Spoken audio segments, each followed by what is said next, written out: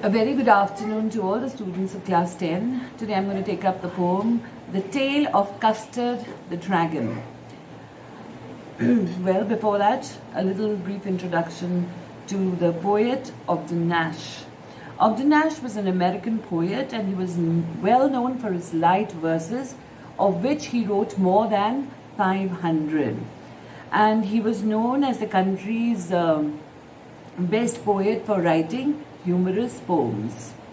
This poem is basically a ballad. A ballad is a narrative in which a narration or a story is there, which is in the form of a poem, and it can also be sung to the accompaniment of music. So this is a ballad in which there is a story about certain pets and a lady called Belinda. All right, now a gist of the poem.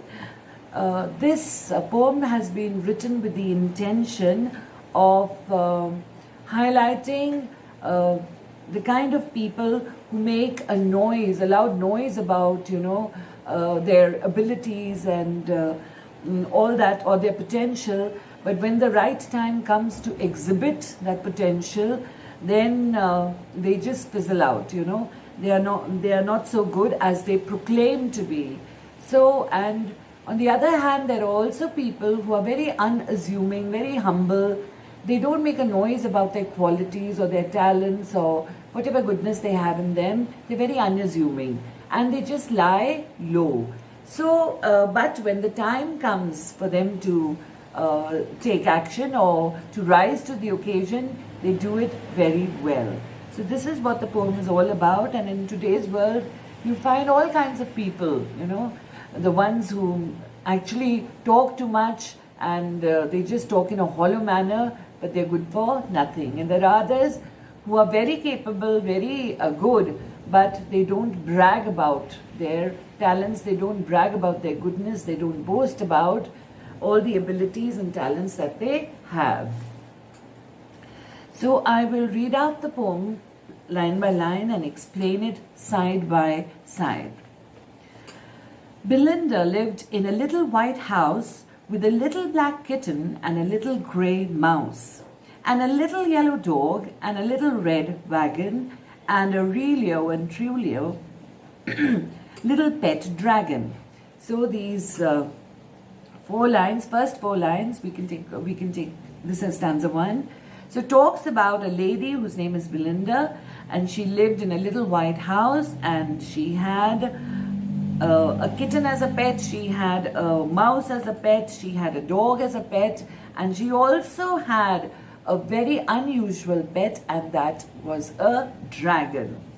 So in these lines, we go on to the figures of speech that have been used. Now, if you look at the first line, lived, white, you can see the I. The vowel I has been used in lived, L-I-I, white I. Then in the next line also, you can see I, and in kitten also there is I. So when there is a repetitive use of the vowel sound of a vowel, it is called an assonance, A-S-S-O-N-A-N-C-E.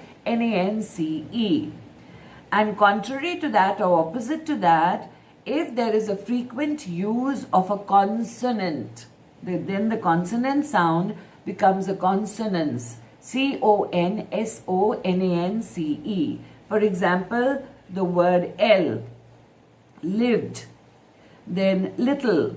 So this is a consonant. Like in alphabets, you have consonants and you have vowels. So when a consonant is repeatedly used in words, then that is called a consonance. But if a vowel is repeatedly used, that is called an assonance, A-S-S-O-N-A-N-C-E. So the first two, we have this. Belinda lived in a little white house with a little black kitten and a little grey mouse and a little yellow dog and a little red wagon. Now here you can see that the word little has been repeated many times. Little for everything. So the figure of speech used here is repetition. Little has been repeated so many times. And repetition for the effect of emphasizing that everything is little. The house is little, the kitten is little, the mouse is little, the dog is little. Okay? So emphasizing of the fact that everything there is little. And the wagon is also little. And Aurelio and Trulio, little pet dragon. Now in this fourth line, we see these words Relio and Trulio. Now these are words which mean really and truly. Now here there is a figure of speech used which is called poetic license. When a poet uses words which are not usually used, or he makes up new words in order to keep up the rhyme or the rhythm of the poem, they use such kind of words. They have the license to use these kinds of words which are not used in our day-to-day language, or sometimes these words do not exist at all. But the poet can use them under the poetic license. So Realio and Trulio actually mean really and truly. And little pet dragon. Now here, pet and dragon, two contrary words. So this figure of speech is an oxymoron, because usually you can have a cat as a pet, you can have a dog as a pet, but to have a dragon as a pet is something very unusual, unheard of, So it is an oxymoron, because usually dragons are supposed to be wild and pets are tamed, domesticated, okay? So this is an oxymoron. Now, second stanza. Now the name of the little black kitten was Ink, and the little grey mouse she called him Blink, and the little yellow dog was sharp as mustard, but the dragon was a coward, and she called him Custard. Okay, so now we are introduced to the names of these pets. So the black kitten, because it was black in color, so Belinda called the kitten Ink, and the grey mouse was called Blink. And the little yellow dog was sharp as mustard. Now the word as suggests to you that it is a simile. So the dog was sharp as mustard. Now mustard is a kind of we have mustard seeds, we have mustard oil. So it is a kind of a pungent spice, which is very sharp in taste. So it like rai and sarson we call in Hindi. So it was as sharp as mustard. So this is a simile. So the dog sharpness, its alertness and everything is compared to the sharpness of mustard. But suggests that these three are different. So there's something different about the dragon. But the dragon was a coward. Okay, it was not very brave. It was a coward, too scared. And she called him Custard. So because of its cowardice, the late Belinda named him Custard. Now, if you look here, there's a repetition of the k sound with C. Coward, called, and custard. C with the k sound, and this is an alliteration. Alliteration. So far what have we seen? That Belinda lived in a little white house with a little black kitten and a little grey mouse and a little yellow dog and a little red wagon and really, Trulio, a pet dragon. So she lived there, and then she's got the names also. The cat is Ink and the mouse is Blink and the dog is Mustard and the dragon is called Custard because of its cowardice, because it was scared. It was not brave, it was a coward. Okay, wagon is a vehicle with 4 wheels. Okay, now we go on to stanza 3. Custard the dragon had big sharp teeth and spikes on top of him and scales underneath, mouth like a fireplace, chimney for a nose, and really, Trulio, daggers on his toes. Now in this stanza describes the dragon, all the physical features, its teeth and its body and its nose and its mouth. Okay, so this is a description of the body of the dragon. It had big sharp teeth, very, very sharp teeth, and spikes on top of him. Now, spikes are sharp pointed structures on the body, sharp pointed structures on the body. And these days you're very familiar with the word spikes, you know. These days how boys, they comb their hair and they gel them and they make those spikes on their head, okay. So it's a commonly used word today. And spikes we also find on, you know, those sharp pointed spikes on the cricketer's shoes or on the athlete's shoes also. Those are also called spikes, those pointed structures, and which enables them to run fast. And spikes on top of him, on top of his body, and scales underneath. So on the belly side, it had scales. Scales are thin, hard plates, you know, which cover the body. Like we have the scales of the fish. Mouth like a fireplace. Now, the mouth of the dragon was like a fireplace. As we know that dragons, we are known, the dragons, you know, actually breathe out fire. We've read stories about these dragons, and because their origin is traced back to, you know, Chinese mythological stories and things like that, which dates back to more than 5,000 years. And that they were very angry and very ferocious, and, you know, they can be very wild and they breathe out fire. So here, mouth like a fireplace, like a fireplace. So this pertains to a simile. The mouth is compared to a fireplace, like a fireplace. So it is a simile. Chimney for a nose. Okay. So the chimney, the nose has been compared to a chimney. So this is a metaphor. A metaphor. Just as a chimney billows, you know, when smoke billows out through the chimney. So here through the smoke also comes out through the nose. So it acts like a chimney. So this is a metaphor. And really, oh, truly, oh, daggers on his toes. Now, toes are the, you know, like we have on the feet. These are fingers, but the so-called fingers on the feet, they're not called fingers. What are they called? They're called toes. These are fingers on the hand, but on the feet, we call them toes. So, and daggers on his toes. So, the toes were like daggers. So once again, we have a figure of speech here that is a metaphor. The toes have been compared to daggers. They are daggers. So a metaphor.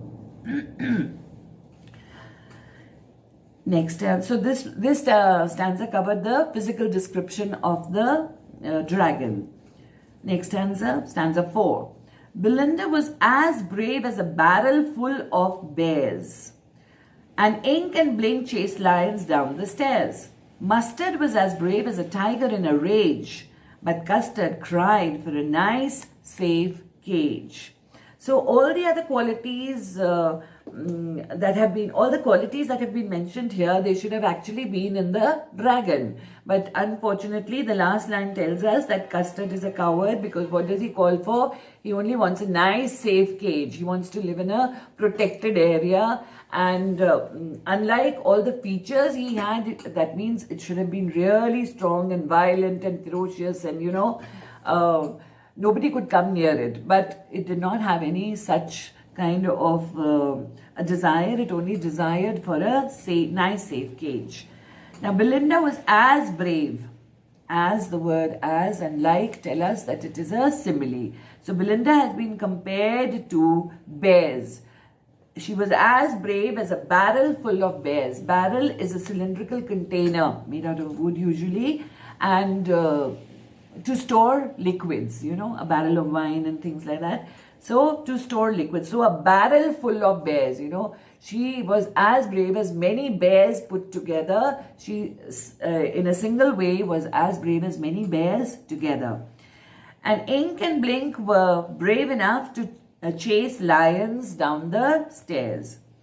And Mustard was as brave as a tiger in a rage. Mustard the dog was as brave as a tiger in a rage. Rage is anger, you know, as ferocious. But, so again that but, so he's the unusual, the odd one out. But Custard cried for a nice, safe cage. He made no noise about his, the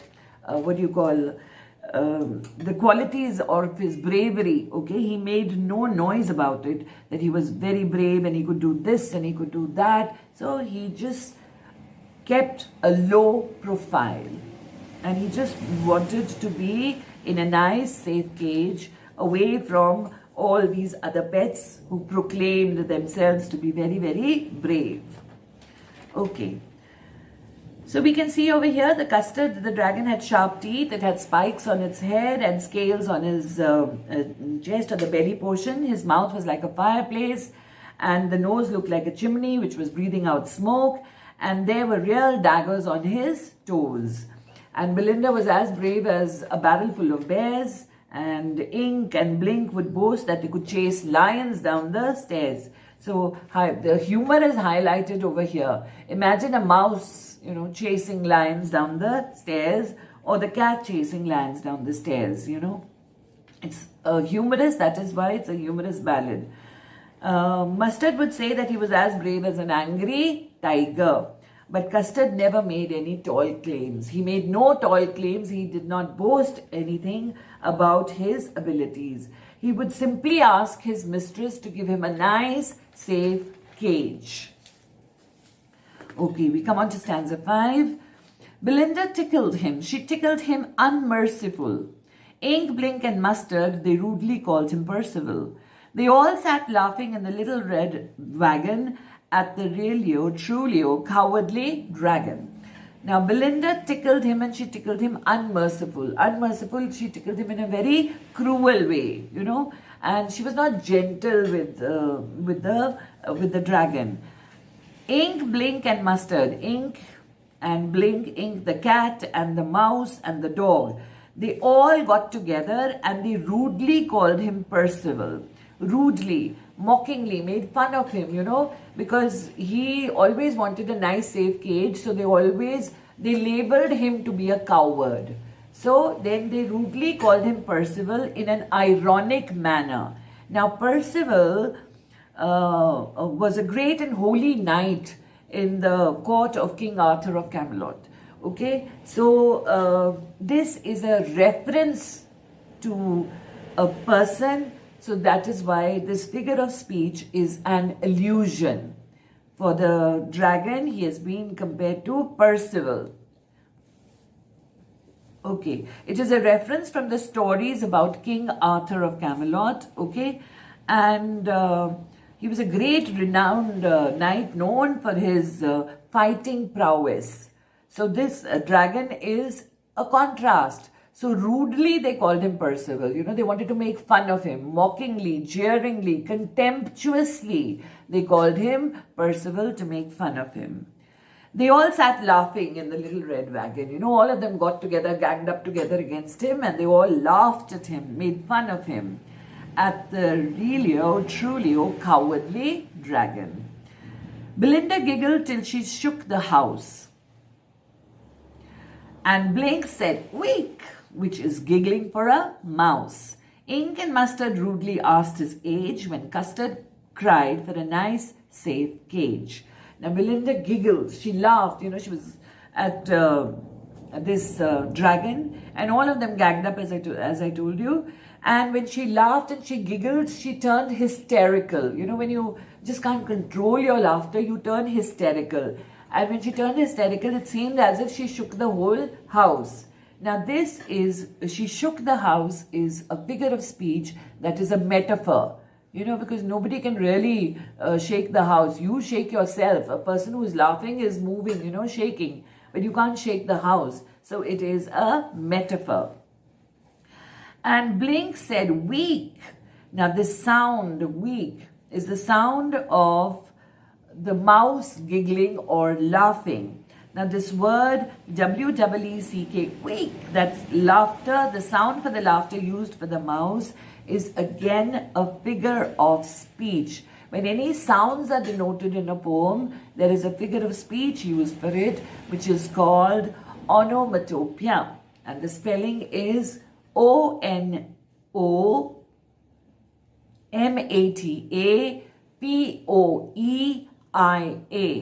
Onomatopoeia. Okay, for any sounds like you have bees buzzing or the birds singing or chirping or twittering or something like that. So when any sound is produced in a poem, the figure of speech is onomatopoeia. Okay, And Blink said, weak, which is giggling for a mouse. Ink and Mustard rudely asked his age. When Custard cried. So when Custard cried for a nice safe cage, they rudely asked his age. It's not good manners to ask anybody, their age. So here they're asking their age, not for any other reason, but they're trying to tell him, behave your age. You are a big dragon, and look at the way you are behaving. Look at the way you are acting. Your act is very childish, very, very childish. And you are not behaving your age, because he was a grown-up dragon, an adult kind of a dragon. And he should have been very, very, full of anger and rage and brave. But here he's behaving like a coward, So they are making fun of him by asking his age. So paraphrasing with this, we can say Belinda always teased, made fun of him. Teased poor Custard in a very cruel manner, unmerciful manner. And Ink, Blink and Mustard, they would rudely call him Percival. Percival was a very brave knight in King Arthur's court, in the stories that we have read. They meant to say that Custard, like Percival, though grown up in age, was not behaving like Percival, who was a great knight and he was known for his strength. Known for his strength and his fighting prowess. Prowess, prowess, the power, the acumen that he had to fight. But they were trying to tell him that you are so childish in your habits. They were all sitting in the little red wagon and laughing at the dragon, who they thought was cowardly. Belinda laughed so much that the whole house seemed to be shaking, which is a metaphor. And the mouse Blink also giggled in its own way. And poor Custard only cried for a nice, safe cage. So they rudely asked him for his age. And, because this knight also, Percival, though he was known for his heroism and his heroic deeds and his fighting prowess, but sometimes he was a little naive. Naive. So he was a little naive, and that is why here they are asking, because he's behaving in a cowardly manner. He's behaving in a childish manner. So that is why they are asking him his age, to remind him that you must behave your age. You're no longer a child. We move on to stanza 7. Suddenly they heard a nasty sound, and Mustard growled, and they all looked around. Suddenly, you can see the word has been repeated. This is to lay emphasis on, that something has happened, and it suddenly happened out of the blue, and they were not prepared, or they were not aware of what's happening, but suddenly, to bring about the urgency in the matter. They heard a nasty sound, unpleasant sound. And you know how dogs, they prick their ears and they catch the sound before the others do. So Mustard, the dog, as it is, he was a very sharp dog. So Mustard growled and they all looked around. They growl, when there's somebody unknown around, or somebody, so in anger and to show that, they are aware of somebody's presence, these dogs growl. So they all looked around in the direction of the sound, Meouch, cried Ink, and ooh, cried Belinda, for there was a pirate climbing in the window.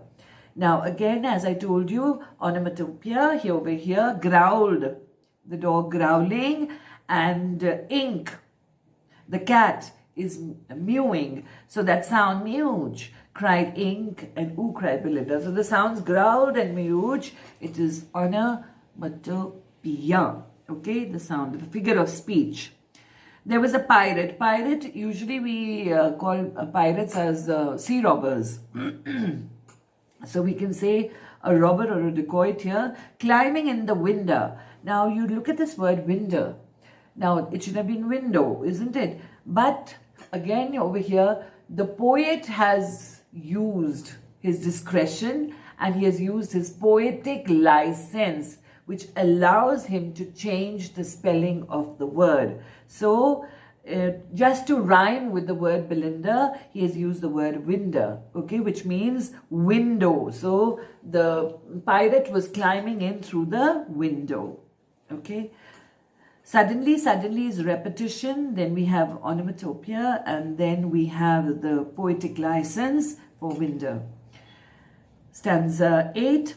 Pistol in his left hand, pistol in his right, and he held in his teeth a cutlass bright. His beard was black, one leg was wood. It was clear that the pirate meant no good. So now they give the description of the pirate as he becomes visible on coming in through the window. So there was a pistol in both his hands, in the right hand as well as in the left hand, and he held in his teeth a cutlass bright.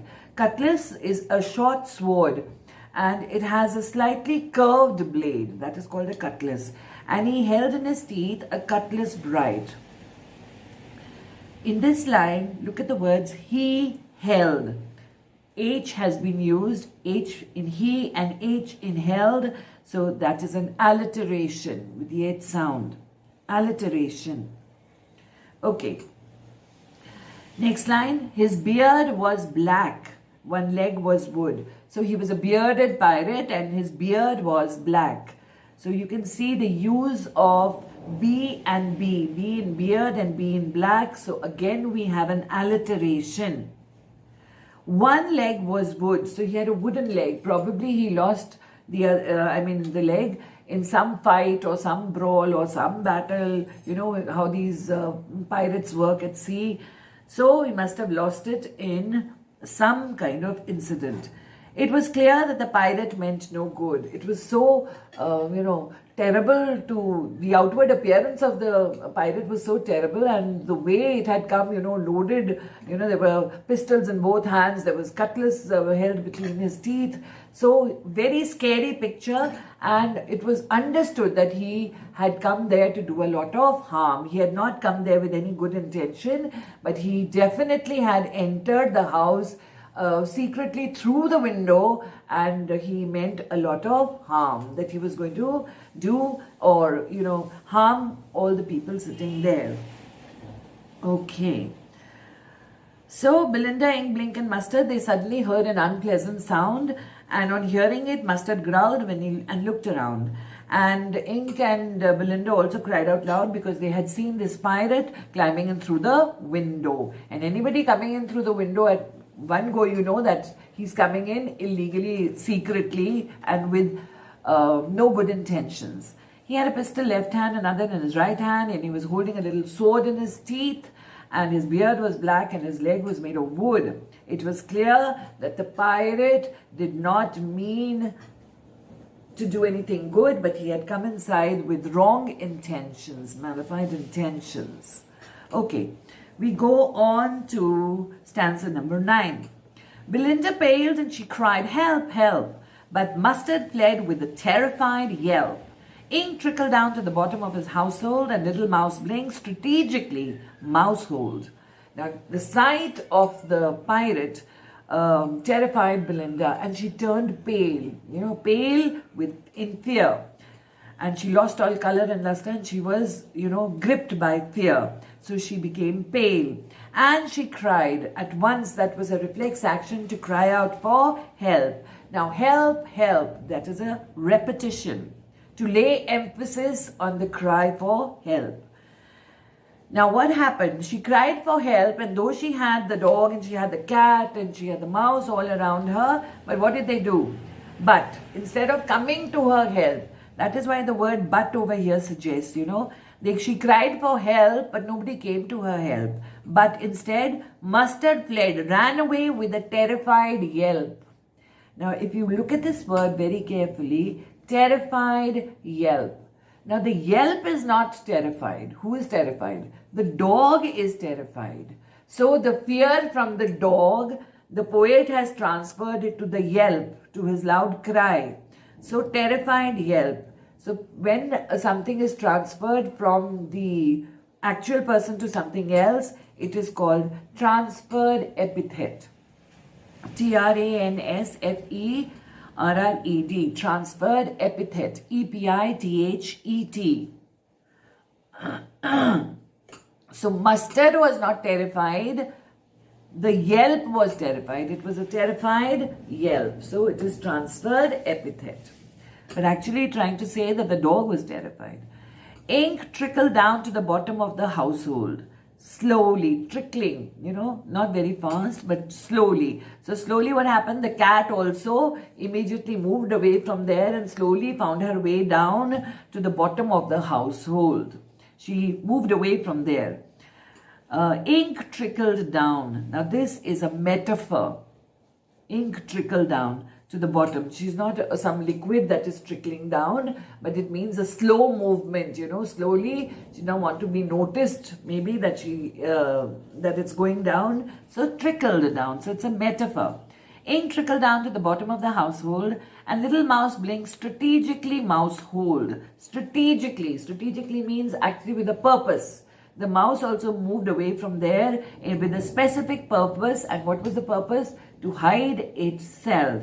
Now this word that has been used over here, mousehold. Now this word mousehold, there is no such word as mousehold. So we can again say poetic license. Figure of speech is poetic license. This is the hole into which the mouse went. It's not a word, but it's been created to rhyme with the word household. So it's poetic license. Okay. Then we come on to stanza 10. But up jumped Custard, snorting like an engine. Okay, again, but. So all these people, Mustard fled away, the cat trickled down, and the mouse went into its hole, but there was still one pet left. But up jumped Custard, the dragon. He jumped up, snorting like an engine. Snorting is to make a noise through your nostrils. And he snorted like an engine. And he clashed his tail like irons in a dungeon. Now you can see the harder aspect and the braver side of him. So, like irons. His tail, like irons, clashed in a dungeon. Dungeon is an underground prison. Okay, so you have all these prison bars made of iron. So clashed his tail like irons in a dungeon, like the iron chains, the metal clinks and sound that makes. So his tail also clashed like irons in a dungeon. So like suggests that it is a simile. Dungeon is an underground prison. When the convicts and the under trials and everybody must be walking, with chains around their feet and then they clinging and clanking. Okay, so that imagery has been created. With a clatter and a clank and a jangling squirm, he went at the pirate like a robin at a worm. So immediately Custard got into action when he saw the danger around and he saw the pirate around, and immediately it was filled with a lot of fury and it started lashing its tail, and the tail was making the sound as if it's metal clinking and clattering and clanking and jangling, and it pounced on the pirate. How did it pounce on the pirate? Just as a robin pounces on a worm. Robin is a bird. So birds, they feed on worms. So when the robin or when a bird sees a worm, immediately it swoops on and pounces on the worm, and the poor worm, doesn't even get time to wriggle out of the, clutches of the bird or from its beak. So that was instant. He went at the pirate like a robin at a worm. So pounced on the pirate. Now over here, like irons, I told you, is a simile. Okay, and then he went at the pirate like a robin. That's again a simile. So the clatter and the clank and the jangling squirm, these are all metallic sounds, okay? Metals striking. Okay. Next stanza, 11. The pirate gaped at Belinda's dragon, before it had pounced on him. So naturally, when the dragon was coming towards the pirate gaped at Belinda's dragon, gaped at it, looking at it in disbelief, in awe, and could never ever visualize that there could be a dragon in the house that could attack it.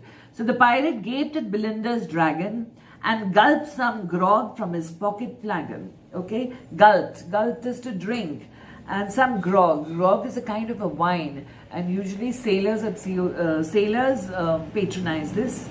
And from his pocket flagon is that little flattened kind of a flask that you have. in movies and all, you must have seen it, how, people just take it out from their pocket and they drink straight from the flask, So, and usually it's made of silver, okay? So, and gulp some grog or wine from his pocket flagon, the flask that he had in his pocket. He fired 2 bullets, but they didn't hit, and Custard gobbled him every bit. Now, the pirate, he had pistols in both the hands. That is why with one hand also and the other, he fired 2 bullets, okay? But they didn't hit the dragon. Now, probably maybe his aim was not so good, or maybe it was the influence of the grog, the drink that he had had. So maybe it was, we can say, in a drunken stupor, he could not aim properly and he missed the dragon. He fired 2 bullets, but they didn't hit, and Custard gobbled him every bit. And Custard, the dragon, gobbled him up immediately.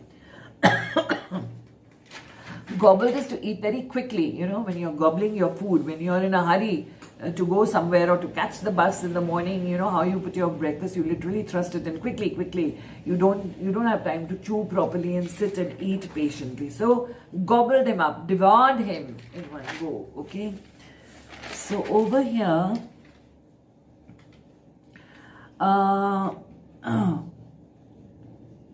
gulp some grog. Now G and G in the second line, gulp some grog. That is an alliteration. Okay, that's it. Then we come on to stanza 12. Belinda embraced him, Mustard licked him. No one mourned for his pirate victim. Now, after the incident was over, the threat was over, the danger was over, because Custard had saved them. He had eaten that pirate up. So after that incident, they felt relaxed, and their immediate reaction was to, be good to Custard. So how did they show their, happiness? Belinda embraced him, hugged him, and Mustard, the dog, licked him.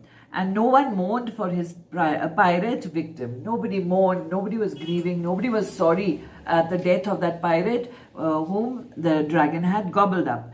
Ink and Blink in glee did gyrate. Ink and Blink, both the mouse and the cat, in glee. Glee is happiness and joy. Did gyrate. Gyrate means to go round and round. So they went round and round the dragon, they in circular movement to show their pleasure and their happiness. They gyrate around the dragon that ate the pirate. So immediate reaction was Belinda. She embraced him, hugged him, and Mustard licked him. And Ink and Blink did a joyful dance around the dragon. They were happy. Now, if you look at the words glee and gyrate, G and G, so that is an alliteration. Okay. But, next stanza, 13. But presently, up spoke little dog Mustard. I'd have been twice as brave if I hadn't been flustered. And up spoke Ink, and up spoke Blink. We'd have been 3 times as brave, we think. But presently, so that hero worship was very, very short-lived, They gave him joy for a very short span of time because they came back to their original self. So that is why they've written, but presently. Presently means soon.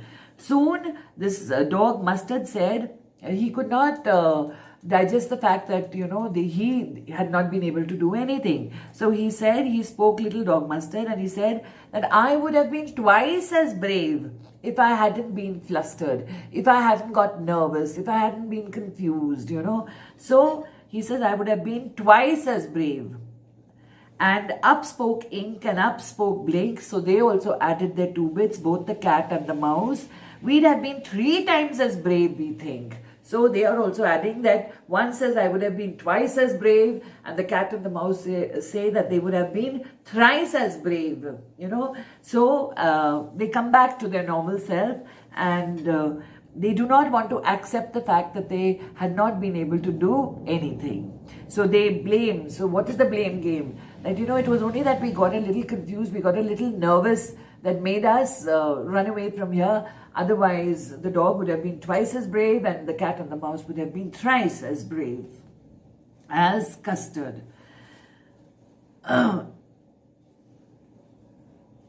Okay. Then, and Custard said, I quite agree that everybody is braver than me. Now, this shows the feeling of Custard, and it highlights a very, very important characteristic, and that is humility. To be humble. Even if you have something, you don't brag about it, you don't make a show of it, you don't boast about things. So he was very, very humble. It was a very humble dragon, and humility. And, he just keeps quiet, and he readily gives them the pleasure of feeling that they are braver than him. So he says, everybody is braver than me. He takes a down profile, and very humbly he lets them take the credit. He does not want to take the credit himself, and he says, yes, you are braver than me. So, a little explanation. After the pirate had been killed, Belinda embraced Custard lovingly, and Mustard said he would have been twice as brave as Custard, and Ink and Blink said they would have been thrice as brave as Custard if they hadn't been nervous and confused.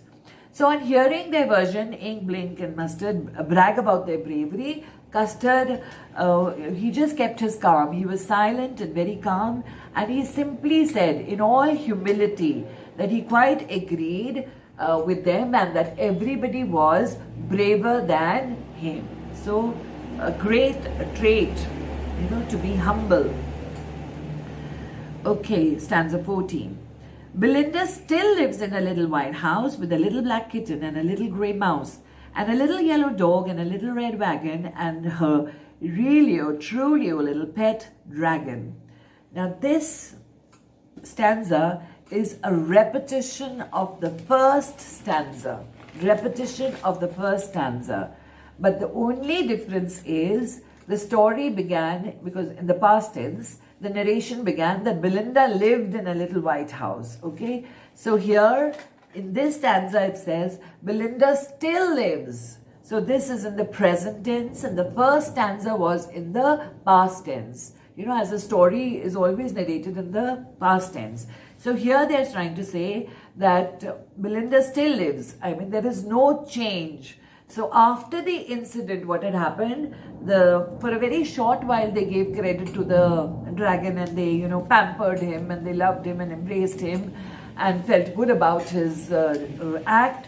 But then they came back to their normal behavior. Okay, so they were, all of them, including Belinda and the pets, everybody, they all came back to their old normal behavior, back to square one. So, Belinda still lives in a little white house, and everything, nothing has changed. She's still like that. Her pets are like that. Her house is still the same. The colors and everything is still the same. So, it's a repetition of the first stanza, but only in the first stanza it was in the past tense, and this is in the present tense. Stanza 15. Belinda is as brave as a barrel full of bears, and Ink and Blink chase lions down the stairs. Mustard is as brave as a tiger in a rage, but Custard keeps crying for a nice, safe cage. This stanza is again a repetition of the fourth stanza. And once again we see the same thing. In the fourth stanza, it was Belinda was as brave. Was, okay? In the past tense. And here, the last stanza, it is in the present tense, is as brave, okay? So what the poet is trying to say is that, he had begun with the story, so it was in the past tense. Now here, what he wants to tell us is that everything is the same. Still, she's living in the same house, she's still there, and nothing has changed about them. So that incident which should have brought about a change in all of them, there was no change at all, and Custard also, he still continued to cry for a nice, safe cage. He just couldn't bear the idea of being a part of this group which only bragged and boasted and made fun of him. He just wanted to live in his own little world, which was safe in a cage, despite the fact that he was gifted, with all the bravery and the courage, and God had made him like that, so to speak, ferocious a creature and breathing fire. So he had a lot if he wanted to boast and brag about, but no, he kept a low profile, and despite all that, he let them take the credit, and he said, yes, everybody is braver than me. So here also the last stanza is a repeat of the fourth stanza. Okay. So these two stanzas are simply a repetition of the first and the fourth stanza. They show that old habits die hard. It's very difficult to change yourself. It needs a lot of courage, it needs a lot of persuasion, it needs a lot of willpower, to change yourself and to change your opinion that you have formed about people. It's very easy to label them, but sometimes we do, the labeling that is done is not correct. You can't label anybody for life, So people do change, and but we feel that the label that we have given is supposed to be the label for a lifetime, but it's not like that. So old habits die hard. In spite of their encounter with that pirate, nobody actually learned any lesson. Things are just as they were in the beginning, as if no incident had taken place. And she still lives in a white house, and she still lives with a little black cat and her grey mouse, and Mustard the dog and her red wagon, and with the pet dragon. And she still wears her, act of being as brave as a barrel full of bears. Ink and Blink still claim that they can chase away lions down the stairs, and Mustard still claims that he is as brave as a tiger in rage. But nobody cares for poor Custard even now. He still keeps crying for a safe cage. Now, indirectly, if you come to think of it, some people, there are all kinds of people to make up this world. Some people are simply opportunists, They make use of people and then they dump them. When their requirement is fulfilled, or when they've used people, then they just dump them and they're not even bothered about them. So here also, when they were terrified when the pirate entered, and after the pirate was gobbled up by the dragon and the dragon saved them all, then they forgot all about his goodness. They forgot about the tremendous courage and that the dragon had displayed, and how he had saved everybody's life. They forgot all that. It was very, very short. Hero worship was for a very short span of time, and then they came back, and their old habits again came to the forefront. They kept making fun of him, and they kept, behaving badly or neglecting the poor dragon. So in today's world, also, there are people who forget about your good acts done towards them, and they may ignore you, or they may just, dump you. So it's very, very natural. And then another aspect is sometimes, you may do 1,000 good deeds, but if you do one wrong deed, those 1,000 good deeds get negated for people. They will forget about those 1,000 good deeds that you've done, and they'll only remember that one wrong deed that came your way by mistake or by circumstances or whatever it is, So people tend to talk. In today's world, everybody tends to talk. But the best part is that we should fortify ourselves. We should strengthen ourselves and not listen to talk that is irrelevant. We should be well aware. We should know ourselves truly well. We should be well aware of what we are, and not, get tormented or troubled or perturbed by what people have to say. Because people talk. Sometimes they may talk out of jealousy, malice, hatred, or whatever it is, and they might, sometimes people just want to bring down your level of confidence. They want to unnerve you when you are good at something. So they're bound to say something which will hurt you and which will really trouble you, But we must learn to fortify ourselves and we should only take in what is required for us, for our welfare, and we should just sieve out, actually sieve everything that comes our way, and the waste and the unwanted stuff should not be taken in. So a very, very great message given over here, that people sometimes they brag and they talk, and they can say, like, even in terms of friendship, you can say, okay, that you can vouch on me, you can bank on me, I will walk with you through thick and thin, and but when the actual the need arises, then these people quietly, they just leave you, and they leave you to fend for yourself. Nobody comes to your help, or nobody comes to help you to ease out of that situation. So in a way, this world is full of these kind of people, but we should strengthen ourselves, we should know ourselves, and we should be able to rise to the occasion, and as it is, we see that people today wear masks, not literal masks, of course, the COVID-19, we are wearing masks, not those masks I'm talking about.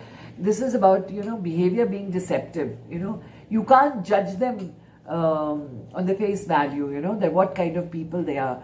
It's only when some situation comes that you can actually test them, whether they're going to stand by you or whether they're just going to walk away, leaving you all alone, in some kind of adversity. So all kinds of people are there today, So just like Ink, Blink and Mustard, they just boasted that they were very brave, and when they were given a chance, they could not prove themselves. But they were not even ready to accept. They did not have the humility to accept, yes, that they were terrified, or they were scared, or they moved away from the situation, and they did not come to the rescue of Belinda, and she was left all alone. So ultimately, who came to her help was the dragon, who was neglected, who was treated cruelly, who was made fun of. So he was the one who actually rose to the occasion and saved her life. But then unfortunately, Belinda also forgot all about it, and she continues to live in the same house as she was living once upon a time. So this is the story. Okay, we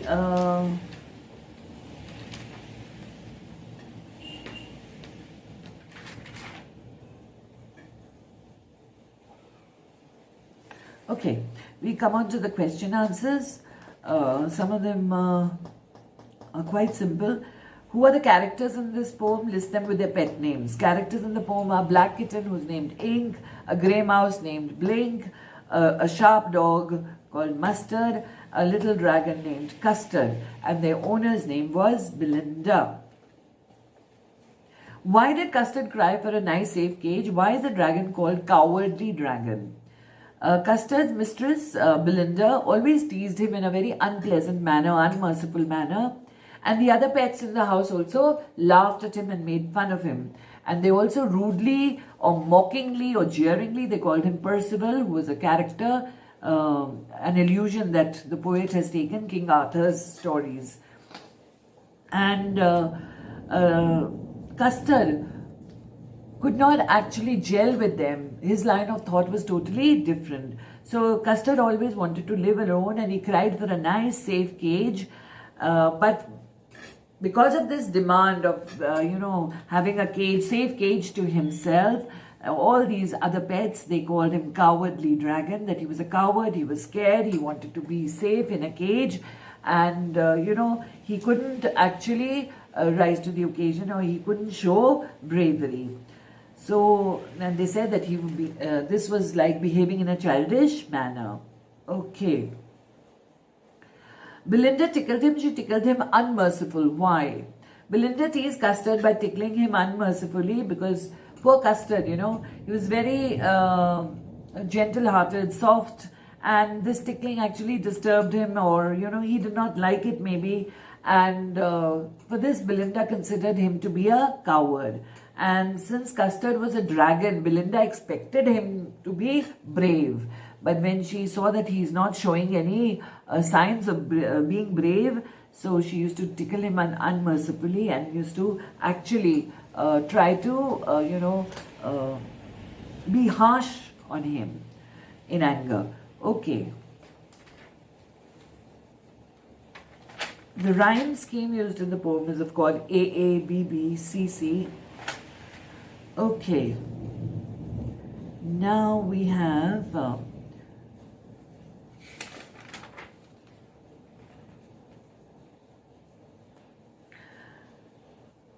the poetic devices I've given you all along. Okay, I've given you more than there's assonance, there's consonance, there's alliteration, there's simile, there's poetic license, then there's repetition. Okay, there's onomatopoeia.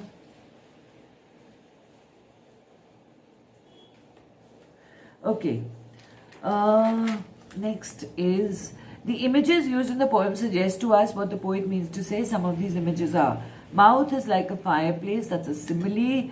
Then chimney for a nose is a metaphor. Barrel as brave as a barrel full of bears is a simile. As brave as a tiger in a rage is a simile. Snorting like an engine is a simile. Tail like irons in a dungeon is simile, and daggers on his toes is metaphor.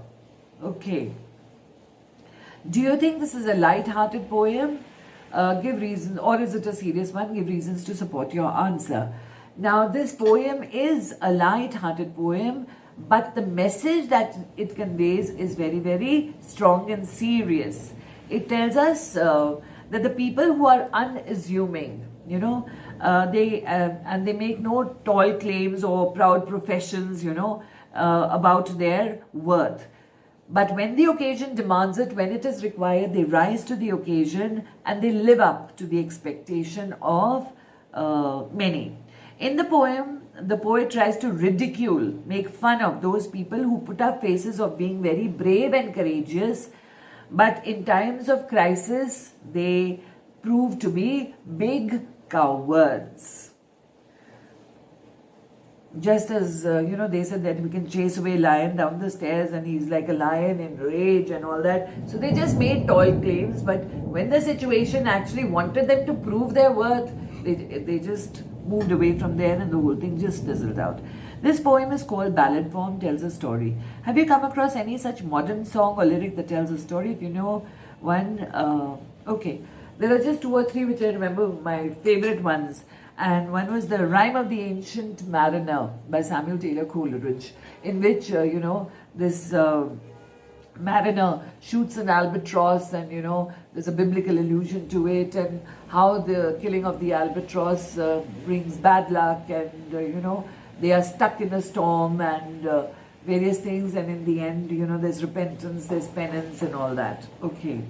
Then the other one, which I think you must have done at some point of time, is Lord Allen's Daughter, by Thomas Campbell. That's also a very nice one, in which Lord Allen's daughter runs away with this lord, and the father doesn't approve of it, and ultimately there's a tragic end for the daughter and her beloved, and the father really regrets all that.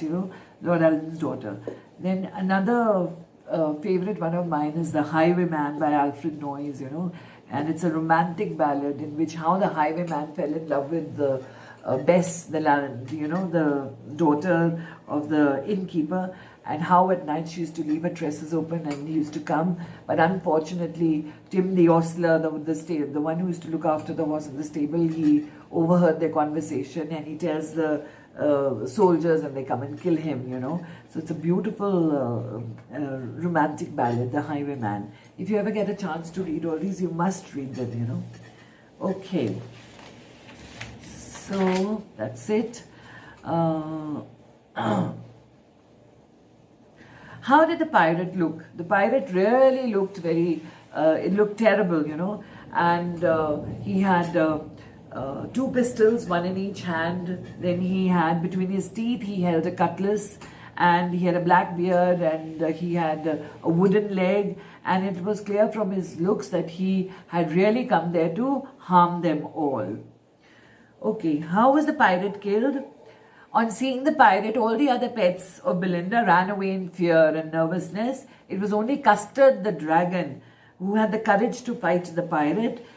He at once sprang upon the pirate, and even though the pirate fired two bullets at him, but they did not hit the dragon, luckily, And Custard caught hold of the pirate and he ate up every bit of him, gobbled him up. How did Belinda and her pets behave after the pirate had been killed? They were very happy, and for a very short while, though this hero worship was very short-lived, so and Belinda embraced the dragon and Mustard licked him, and Ink and Blink danced around him, and but very soon Mustard then claimed that he would have been twice as brave as Custard, and Ink and Blink said they would have been thrice as brave as Custard. And Custard did not, argue with them, or he did not say anything. He very humbly agreed that everybody was braver than him. Okay.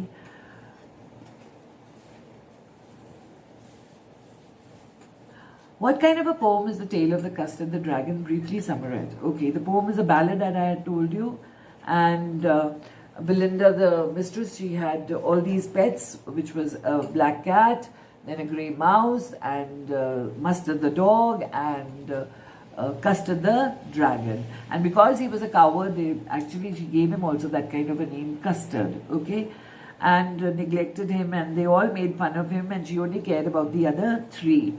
The ones who were, these days, that brings us to another point is, these days, people who are sycophants, sycophancy is flattery is very much the in thing. The genuine people are left behind, and all these people who flatter and who are sycophants, they are the ones who get all the privileges and who get all the help and all the benefits, and the actual genuine ones get left behind. So here also we see that the other three pets, they enjoyed themselves thoroughly, and it was only the dragon who was neglected. And and then the trial or the test came on the day when the pirate entered the house through a window, and all the pets ran away, and it was only Custard the dragon who always was kept himself low in humility and never bragged and boasted about all his bravery and courage. He was the one who rose to the occasion, and he killed the pirate, and then they all danced in joy for a while, but then they started living their life in the same old fashion as they were living earlier, by making fun of the dragon. And the dragon also continued to live in his old style, crying for a safe cage. So I think the poem must have been clear. The question answers will help you to understand it a little better. Thank you very much for watching. God bless you all.